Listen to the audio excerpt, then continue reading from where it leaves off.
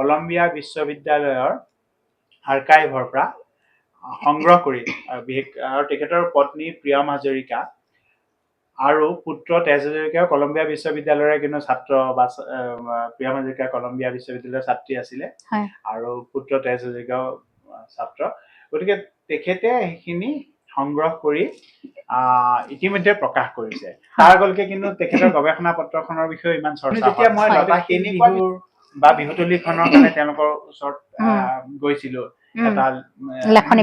বিচাৰি তেওঁলোকক মুকলিকে কৈছিলো যে আমাৰ সাধাৰণতে এইটো মানে পাৰিতোষিক দিয়াৰ তেনেকুৱা এটা ব্যৱস্থাও নাই মই আমি লতাশিলৰ কাৰণে আপোনাক বা তোমাক আমি সেইটোৰ কাৰণে একো মাননীয় নালাগে আবেগ আছে আমি জানিব বিচাৰিছো আপুনি পবিতৰাক লৈ বহুত সুন্দৰ এটা কাম কৰি আহিছে বিগত বহু বছৰে এই কামখিনিৰ বিষয়ত অকণমান জনাওকচোন হয় আজি আমি কথা পাতিম এগৰাকী অতিথি বিশেষ অতিথি তেখেতৰ বৰ্ণিল জীৱনত বহু কাম কৰিছে বহু গুৰুত্বপূৰ্ণ বিষয়ৰ ওপৰত তেখেতে লেখামেলা কৰিছে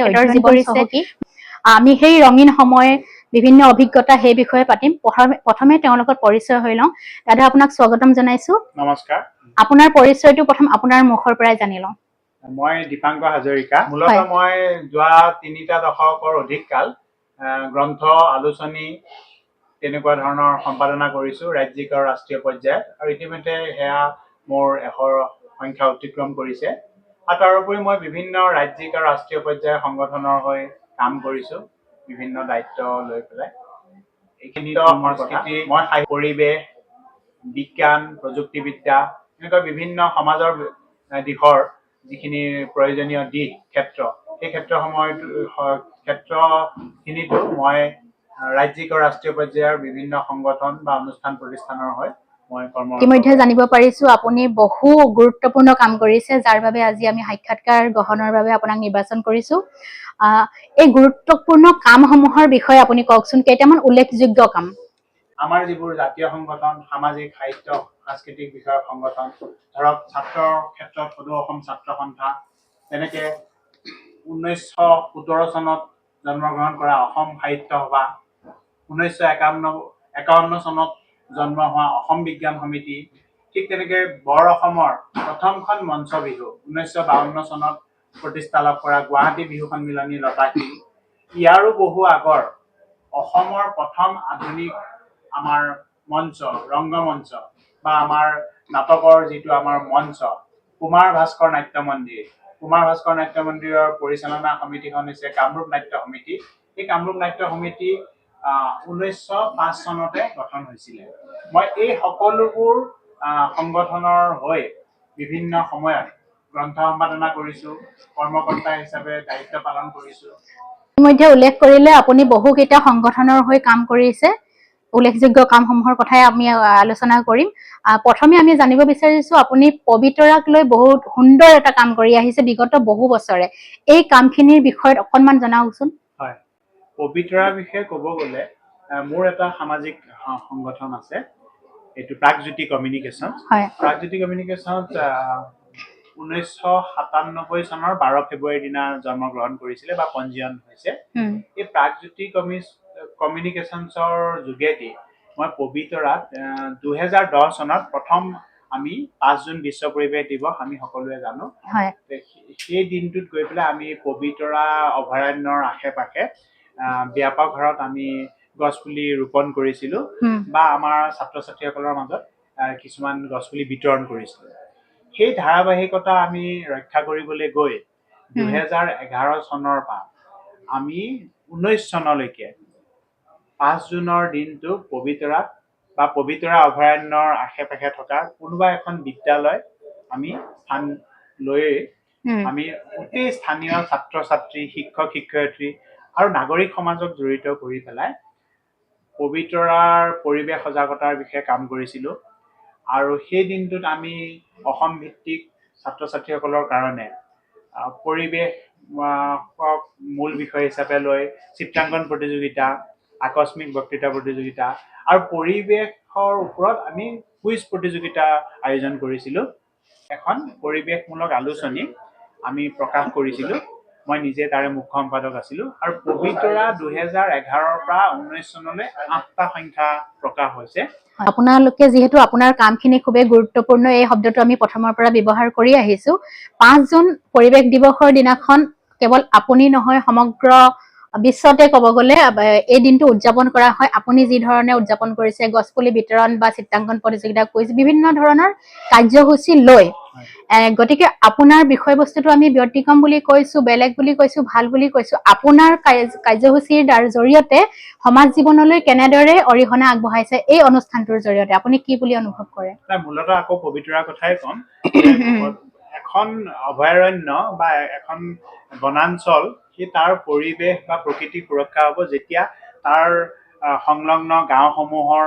সেই ছাত্ৰ ছাত্ৰীসকলে কওক শিক্ষক শিক্ষয়িত্ৰী বা নাগৰিক সমাজৰ গাঁওবাসীয়ে যেতিয়া সেই সংৰক্ষণৰ কাৰ্যসূচীত প্ৰত্যক্ষভাৱে জড়িত হ'ব গতিকে আমি প্ৰাগজ্যোতি কমিউনিকেশ্যনছৰ জৰিয়তে এইটো প্ৰচেষ্টা হাতত লৈছিলো যাতে সেই গাঁৱৰ ৰাইজসকল দাঁতি কাষৰীয়া গাঁৱৰ ৰাইজ আৰু আনকি পবিতৰা মায়ং মৰিগাঁও বা জাগিৰোড অঞ্চলৰো যিমান শিক্ষানুষ্ঠান আছে তাৰ ছাত্ৰ ছাত্ৰীসকল যাতে ইয়াতে জড়িত হ'ব পাৰে সেইকাৰণে আমি এই প্ৰতিযোগিতাবোৰ আয়োজন কৰিছিলো পৰিৱেশক লৈ পেলাই মূল বিষয় লৈ তেওঁলোকে যেতিয়া জড়িত হৈছিলে আমি একেবাৰে নিশ্চিত হৈছিলো যে ইয়াৰ পৰাই আমাৰ ওলাব ভৱিষ্যতৰ পৰিৱেশ সংৰক্ষক বা পৰিৱেশৰ হৈ কাম কৰা কোনো ব্যক্তি আৰু এই পবিতৰাখন যে আমি প্ৰকাশ কৰিছিলো পবিতৰাখন প্ৰকাশ কৰাৰ উপৰি সেই যিমানবোৰ বিদ্যালয় বা শিক্ষানুষ্ঠান আছিল আৰু স্থানীয় যিমানবোৰ স্বেচ্ছাসেৱী সংগঠন আছে তাৰপিছত ধৰক আমাৰ নামঘৰসমূহ আছে কৰবাত আমাৰ গ্ৰাম্য পুথিভঁৰাল আছে আমি সকলোতে এইখিনি বিতৰণ কৰিছিলো যাতে সেই পবিতৰা পঢ়ি অসম ভাৰত আৰু পৃথিৱীৰ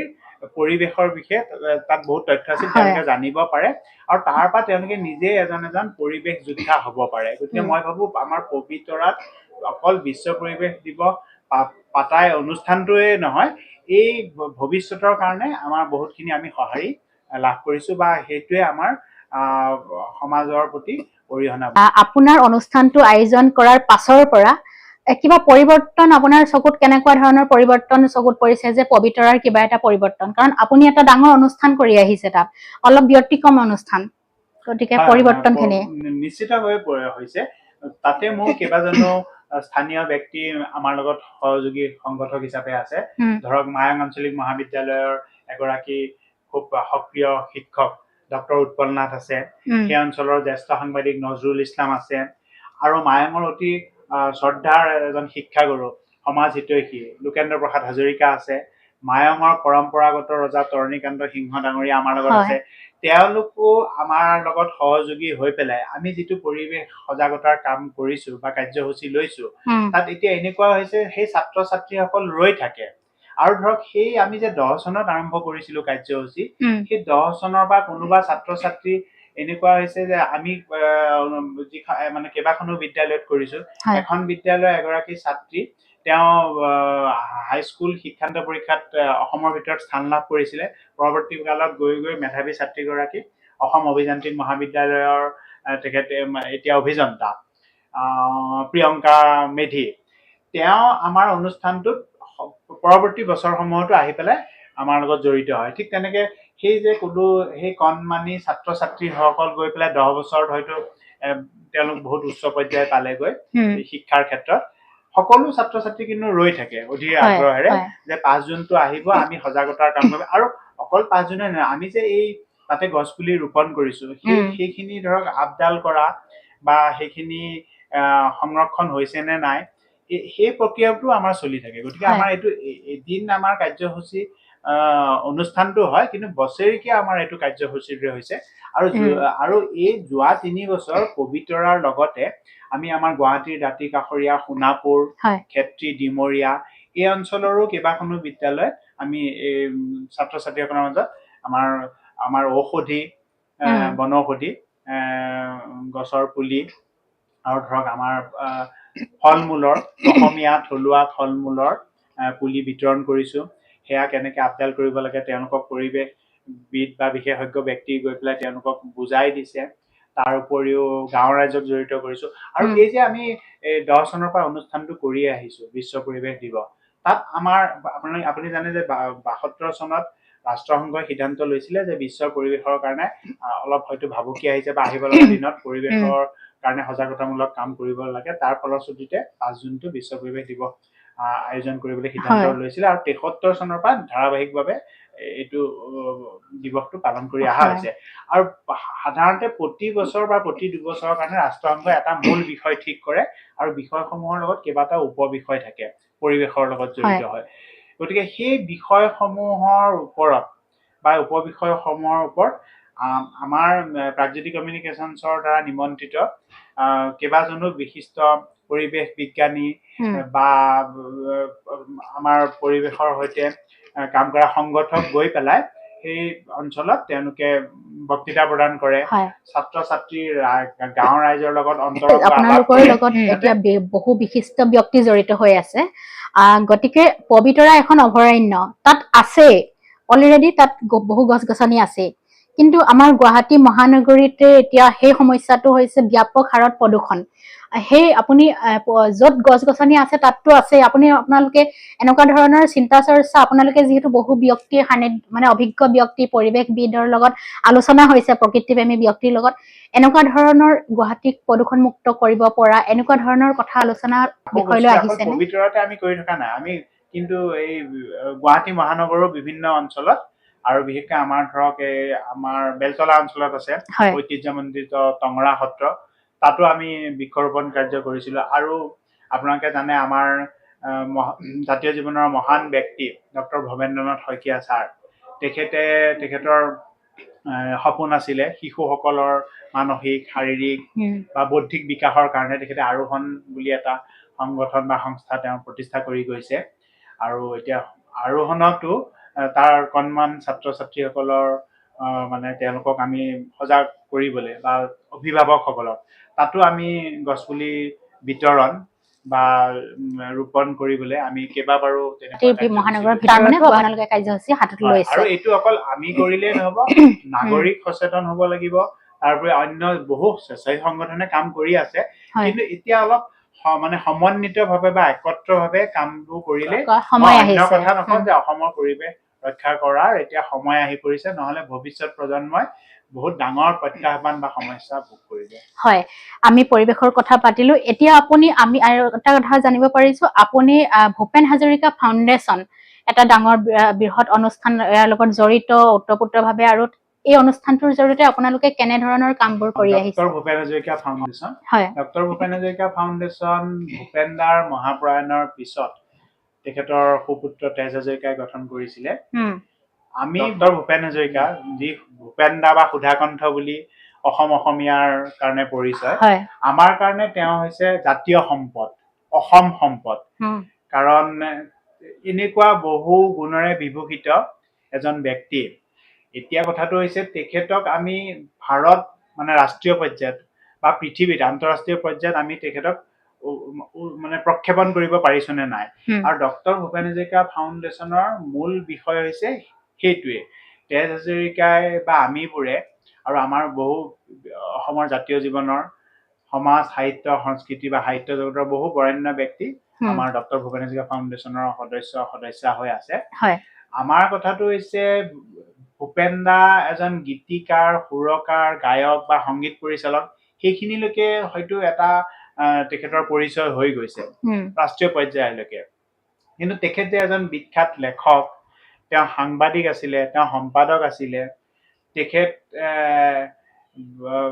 বিভিন্ন দিশত যেনে ধৰক তেওঁ খুব বক্তা আছিলে, আনকি তেওঁ ৰাজনীতিবিদো আছিলে, অসম বিধানসভাৰ সদস্য হৈছিলে। এই বিভিন্ন দিশবোৰ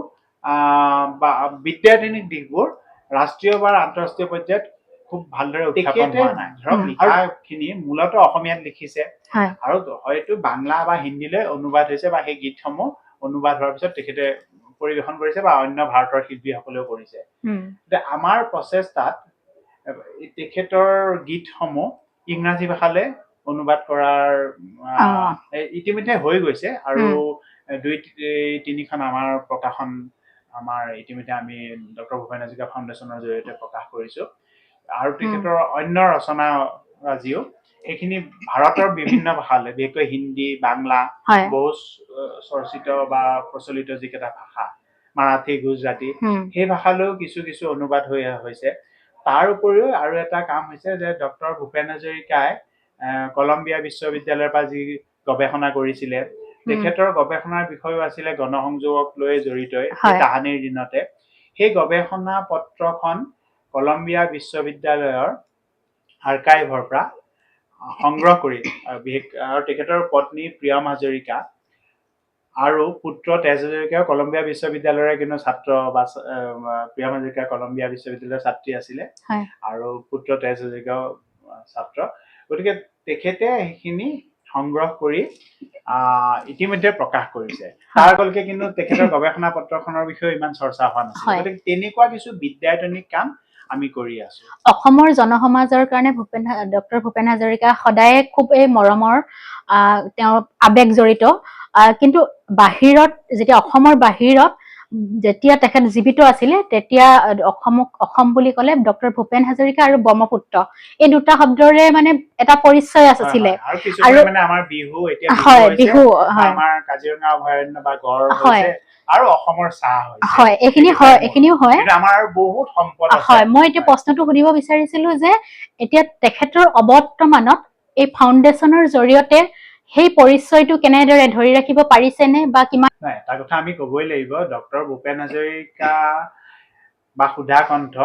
এটা সংগঠনত সীমিত হৈ থকা ব্যক্তি নহয়। গতিকে ডক্টৰ ভূপেন হাজৰিকা ফাউণ্ডেশ্যনৰ আমাৰো কিছু সীমাবদ্ধতা আছে, বা আমিও বিনম্ৰ প্ৰয়াসে কৰিছো। কিন্তু আৰু অসমত বা ভাৰতবৰ্ষত বিভিন্ন অনুষ্ঠান আছে যোনে সুধাকণ্ঠ ভূপেন দাৰ সৃষ্টি বা তেওঁৰ অন্যান্য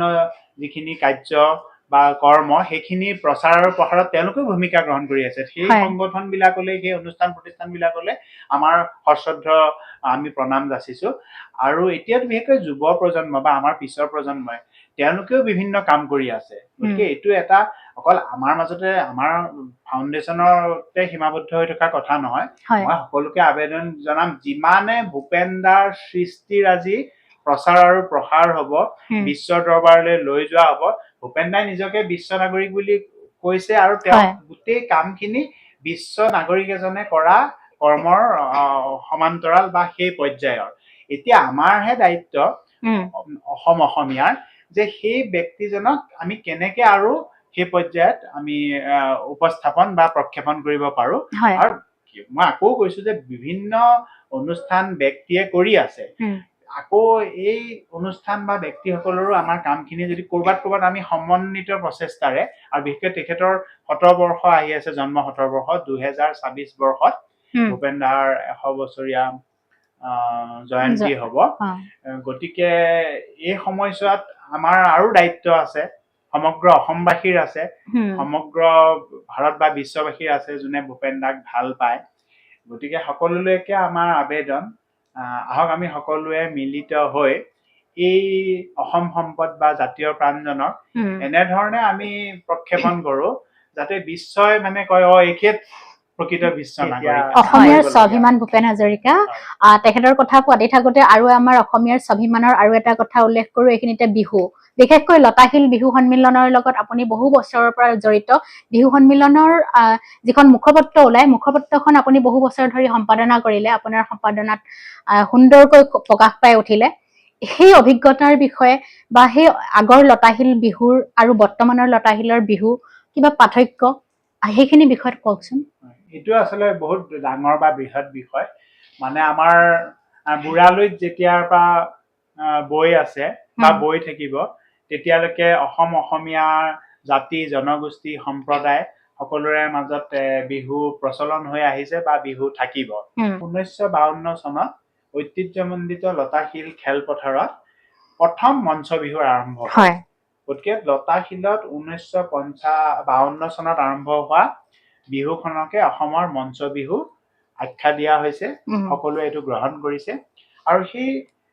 তাৰ কাৰণে বহু ব্যক্তি আছে, হলেও দুজন ব্যক্তিৰ নাম কব লাগিব, সিংহ পুৰুষ ৰাধা গোবিন্দ বৰুৱা আৰু ডাক্তৰ ভুৱনেশ্বৰ বৰুৱা, আৰু বহুত অসমৰ জাতীয় সমাজ, সাহিত্য, সংস্কৃতি জগতৰ বৰেণ্য ব্যক্তিৰ সমাহাৰে তেওঁলোকৰ চিন্তা চৰ্চাৰ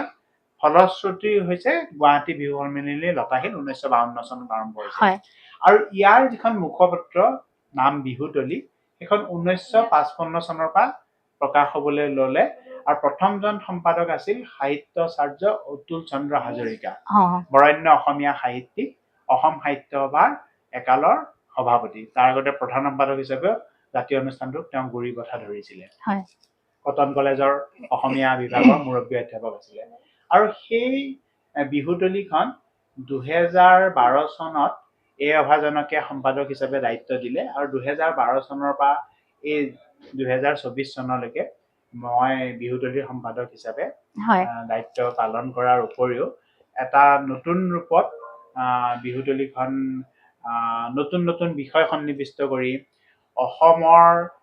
হাজাৰ বা ততোধিক বছৰৰ বিহুৰ ইতিহাস, বিহুৰ ঐতিহ্য সেইখিনি কেনেকে প্ৰকাশ কৰিব পাৰি, তাৰ উপৰিও 1952 চনৰ পৰা আৰম্ভ হোৱা বিহুখনৰ লগত জড়িত বৰেণ্য ব্যক্তিসকলৰ লিখনি, বিহুখনৰ লগত প্ৰত্যক্ষ পৰোক্ষভাৱে জড়িত ব্যক্তিসকল, সংগঠকসকল, তেখেতসকলৰ লিখনি, এনেকুৱা নতুন নতুন আৰু নতুন প্ৰজন্মৰ বিহুৰ ওপৰত লেখা। আৰু মই তাৰ লগতে অসমীয়াৰ লগতে ইংৰাজীও এটা দুটা বা তিনিটালৈকে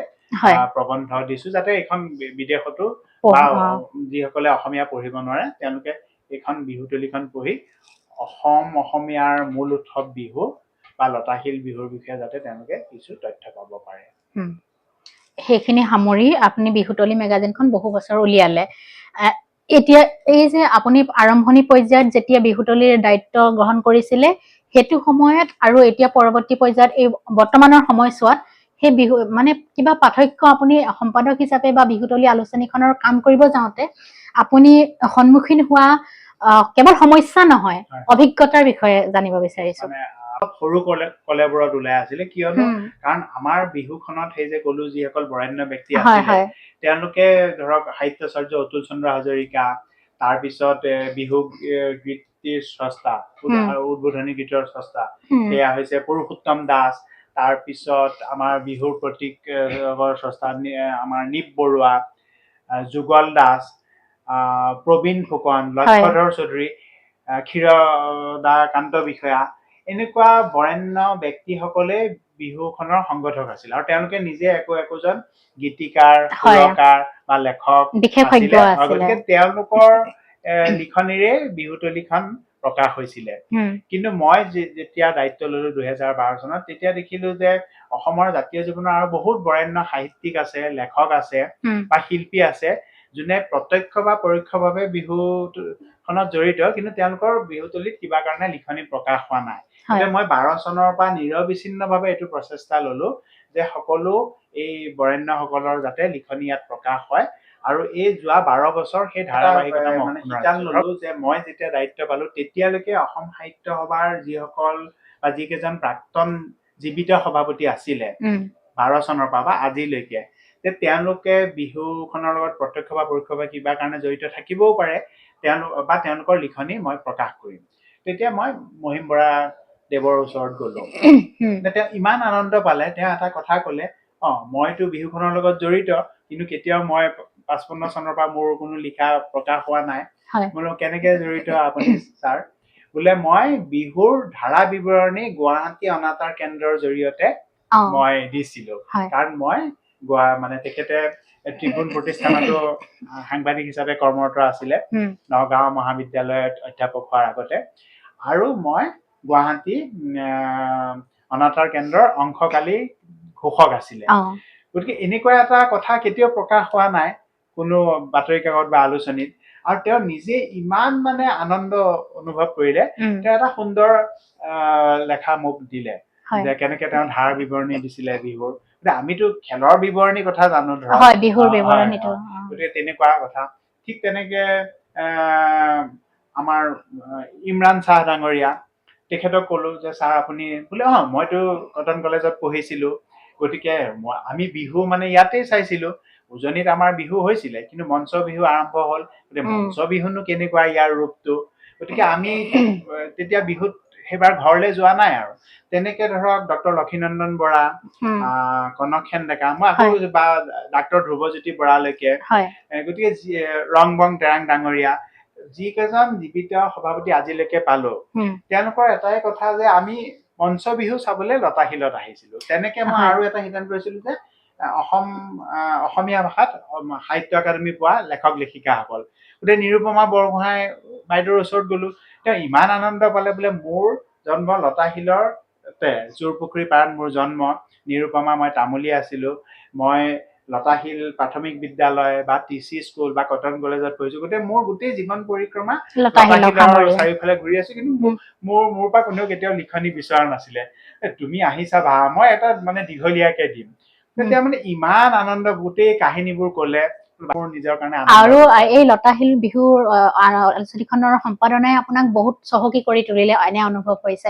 বহু সমল ব্যক্তিৰ সান্নিধ্য লাভ কৰিলে, বহু অভিজ্ঞতা বুটলিলে, এক প্ৰকাৰে আপুনি চহকী হল, আপুনি লাভান্বিত হল, এনে এটা অনুভৱ হৈছে আমাৰ। সেইটো মোৰ গৌৰৱৰ বিষয়। আৰু গুৱাহাটী বিহু সন্মিলনী লতাশিলৰ জ্যেষ্ঠ যিসকল কৰ্মকৰ্তা এতিয়াও দুই এজন আছে, মই গুৱাহাটী প্ৰাণ ধীৰেন বৰুৱাৰ নাম ল'ব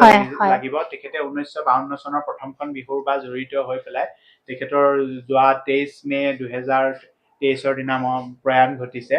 তেওঁলোক সকলে মোক আগবঢ়াই দিছিলে। তেনেকুৱা বহুত, আৰু দিলীপ কুমাৰ হাজৰিকা, বিৰাজ কুমাৰ শৰ্মা, এতিয়াও আমাৰ মাজতে যে সত্যেন্দ্ৰ প্ৰসাদ ডেকা, তেনেকুৱা 52 চনৰ পৰা জড়িত বিভিন্ন ব্যক্তি আছে, যিসকলে মোক এই দায়িত্ব প্ৰদান কৰিছিলে, মোৰ ওপৰত মানে বিশ্বাস বা মোৰ কিছু অভিজ্ঞতা তেওঁলোকে জানি বুজি লৈ, আৰু মই সেইখিনি যিমানখিনি পাৰো নিষ্ঠাৰে পালন কৰিবলৈ চাইছো। আৰু ধৰক আৰু বহুত বিষয় আছে, ধৰক এনেকুৱা আছে যে অসমৰ বহুত পেছাদাৰী সাংবাদিক বা লেখক,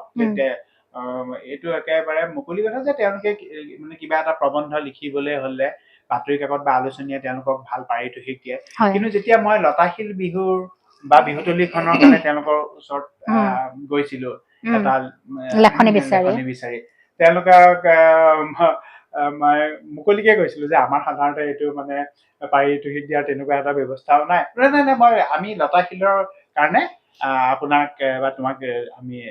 দিম, সেইটোৰ কাৰণে একো মাননীয় নালাগে। তেনেকুৱা আবেগ আছে তাৰ মানে। শিশু বিজ্ঞান সমাৰোহ সমিতিৰ লগতো জড়িত শিশুসকলক বিজ্ঞানী হিচাপে প্ৰতিষ্ঠাৰ ক্ষেত্ৰত আপোনাৰ অৰিহণাৰ বিষয়ে অকণমান, বা আপোনালোকে কি কৰিছে সেইখিনিৰে আমি সামৰণি মাৰিম। বিজ্ঞানৰ ক্ষেত্ৰত ৰাষ্ট্ৰীয় শিশু বিজ্ঞান সমাৰোহ আপোনাৰ 1993 বৰ্ষৰ পৰা সমগ্ৰ ভাৰততে আয়োজন কৰা হৈছে। 10 পৰা 17 বছৰ বয়সৰ ভাৰতীয় শিশুসকলৰ বিজ্ঞান মানসিকতা গঢ় লবলৈ বা তেওঁলোকৰ মনত বিজ্ঞানৰ প্ৰতি উৎসুকতা গঢ়ি তুলিবলৈ এই অনুষ্ঠানৰ আয়োজন কৰা হৈছিলে। আৰু অসমতো 93 চনৰ পৰা বিভিন্ন পৰ্যায়ত, প্ৰথমতে জিলা, তাৰপিছত ৰাজ্যিক পৰ্যায়ত হয়, আৰু শেষত ৰাষ্ট্ৰীয় পৰ্যায়ত। এই ৰাষ্ট্ৰীয় শিশু বিজ্ঞান সমাৰোহৰো অসমৰ ৰাজ্যিক সমিতিৰ যিখন মুখপত্ৰ, সেইখন 93 পৰা 99 চনৰে সৰু কলেবৰত ওলাইছিলে, আৰু 2000 চনত মোক দায়িত্ব দিলে। 2007 বৰ্ষলৈকে মই আমাৰ বিজ্ঞান নাম দি পেলাই, সেই নামটো এতিয়া ভাৰতবৰ্ষৰ বিভিন্ন ৰাজ্যই গ্ৰহণ কৰিছে, আৰু অসম ৰাজ্যিক মুখপত্ৰখনৰ নামো মই যিটো নাম দিছিলো আমাৰ বিজ্ঞান, সেইমতে প্ৰকাশ হৈ আহিছে। সেই আমাৰ বিজ্ঞানৰ জৰিয়তেও অসমৰ বিভিন্ন শিশু বিজ্ঞানীৰ তেওঁলোকক কেনেকে উদ্বুদ্ধ কৰিব পাৰি, তেওঁলোকৰ যিখিনি প্ৰকল্পখিনি কেনেকে উপস্থাপন কৰিব পাৰি, তাৰ উপৰি বিভিন্ন বিজ্ঞান বিষয়ৰ বিশেষজ্ঞ অসমীয়া বিজ্ঞানী, অসমৰ ৰাষ্ট্ৰীয় পৰ্যায়ৰ গণবিজ্ঞান সংগঠকসকলৰ লেখা মই আমাৰ বিজ্ঞানত প্ৰকাশ কৰিছো। হয়, এই যে কাম কৰিছে, কাম কৰিবলৈ এটা অৰ্থৰ প্ৰয়োজন হয়। এই আপোনালোকৰ ইমানবোৰ সংগঠন চলালে, সাংগঠনিক কাম কাজৰ ক্ষেত্ৰত আপোনালোকৰ অৰ্থৰ সেই অভাৱটো কেনেদৰে আপোনালোকে মানে দূৰ কৰিছিলে, বা কেনেদৰে যোগাৰ কৰিছিলে? ক'ব লাগিব, সহজকে ক'ব গ'লে সমাজত আমাৰ এইটো প্ৰচলিত আৰু যে মন কৰিলেই চন হয়। বাকৰি মাটিতো ধন। গতিকে মন কৰিছো, আৰু কিছুমান আকৌ কৈছো যে হয়তো কাম দেখি বা কাম অকমান ভাল পায় বা সেইখিনিৰ ওপৰত সন্তুষ্টি লাভ কৰি পেলাই বিভিন্ন দল সংগঠনে বা বিভিন্ন ব্যক্তিয়ে মোক দায়িত্ববোৰ দিছে। সেই দায়িত্ব মই পালন কৰি গৈ আছো। আৰু নিজাববীয়াকে যিখিনি কৰিছো সেইখিনি মানুহে সমাজত থাকিলে কৰিব লাগিব বুলি মই ভাবো। হয় গতিকে তাৰ কাৰণে আৰ্থিক দিশটোৰ কথা চিন্তা কৰি থাকিলে কামখিনি নহ'ব। আগবাঢ়ি গৈ আছো, কৰি আছো, হয় হৈ আছে। কেনেকে হৈছে সেইটো ক'বলৈ অকমান অসুবিধা আপোনাৰ আছো আৰু। নিশ্চয়কৈ ভাল লাগিলে আপোনাৰ লগত কথা পাতি। আচলতে কথাখিনি শেষ নহয়, এনেকুৱা হৈছে কোনটো বিষয় পাতিম বহুত কথা থাকি গৈছে, কিন্তু ইমান দীঘলীয়া কৰিব নোৱাৰি। পৰৱৰ্তী পৰ্যায়ত আপোনাৰ এটা নতুন বিষয়, নতুন বিষয়বস্তু সন্নিৱিষ্ট আৰু সমাজ জীৱনলৈ অৰিহণা আগবঢ়োৱা বিষয় লৈ আমি পুনৰ আলোচনাত বহিম। আজিলৈ ধন্যবাদ। ধন্যবাদ। আৰু